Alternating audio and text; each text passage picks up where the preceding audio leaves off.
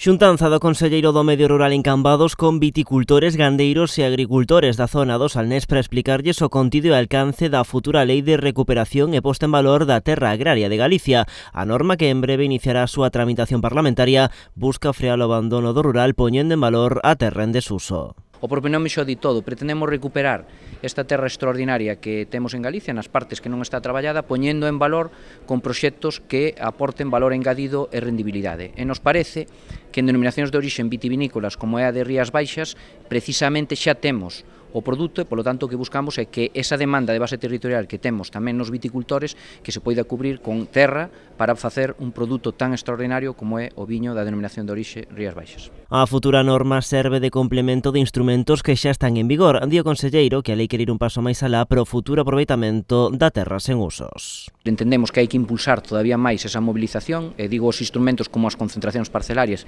que aquí xa se están traballando, pero a lei quere facer máis cousas. Aposta por instrumentos como poden ser os polígonos agrogandeiros e forestais, as aldeas modelo, as agrupacións de xestión conxunta, que, repito, o que buscan é que terra que hoxe non está traballada poida ser aproveitada facendo produtos e facendo proxectos de máxima calidade e máximo valor engadido. O conselleiro destacou unha das figuras que vai crear esta lei, o Banco de Explotacións. Este vai ser un instrumento público de mediación que terá por finalidade facilitar a posta en contacto entre titulares de explotacións que van a abandonar a súa actividade e persoas interesadas na súa incorporación.